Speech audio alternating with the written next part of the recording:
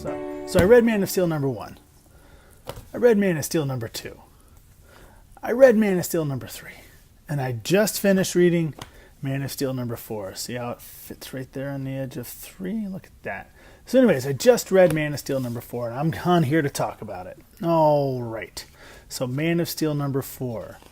Another great entry in the Man of Steel series. Not the best one, but a pretty good one. Instead of opening on a planet, it opens in Superman's eye, and he is none too happy. He's facing off against this invader whose name I forget again. He's helped with his cousin, Supergirl, and they are over the streets of Metropolis. And it seems he's lured Superman here for the fight. Supergirl's the first one to attack. It's a great scene. They're attacking. It's kind of a nice little action sequence. This is a cool little kind of Christopher Reeve types thing where the tower is coming off. They cut the tower and it's coming off the building and it's headed toward this young lady.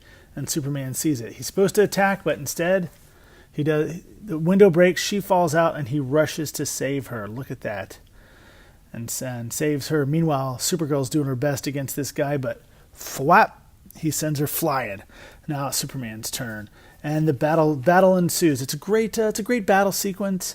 Nothing spectacular, though. I gotta say, this one wasn't wowing me.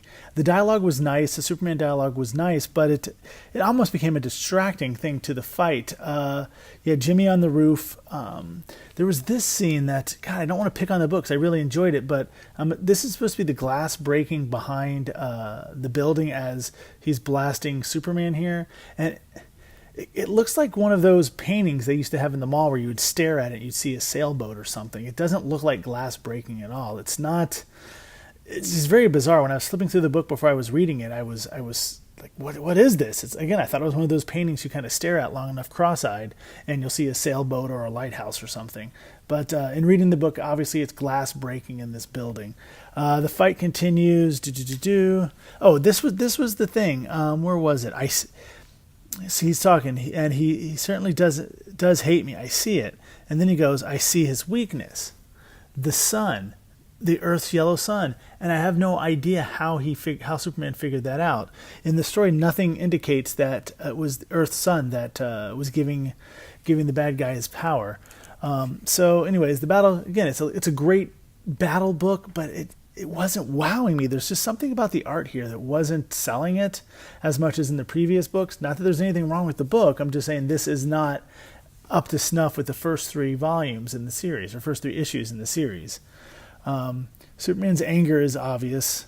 I like what they're doing, how they're doing his, I guess this is his X-ray eyes, and how his eyes turn total blue. And during his battle, he has a flashback to what happened with Lois and his son Jonathan. And it seems to be distracting him from the battle. So he gets zapped in the back there. Let's see. The battle continues, and I guess Clark kind of gets hit and fades out. Then we get a little bit with what happened with Jonathan and Lois, but we'll save that. Let you read the book. I don't want to spoil what happened with that. We pick up with the action again, where Green Lantern is talking to some civilians, trying to figure out what was going on. This is Hal Jordan, of course. Green Lantern of Earth, or one of 3 Green Lanterns of Earth, and he's kind of got Clark in a bubble here as Clark's coming out of whatever happened to him, his being knocked out. It's all right. It's all right. I thought they could have had a little more banter with he and Hal. Again, this one wasn't wowing me as much as the previous issues. Not that, again, there's nothing wrong with it.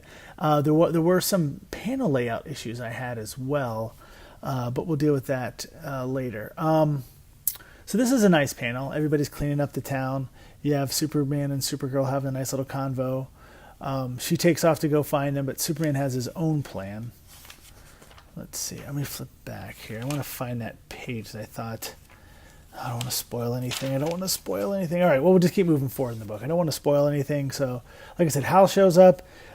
Superman goes off he goes back to the Fortress of Solitude, where he finds his new villain waiting for him there.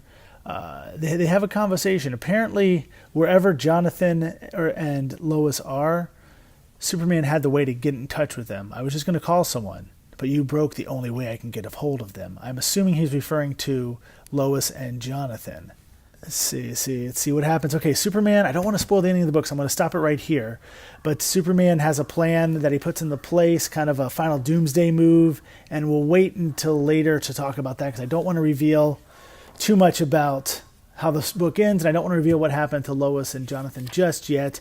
I figure it's a weekly series. I don't want to get too far ahead of anybody who hasn't read it and spoil it for them.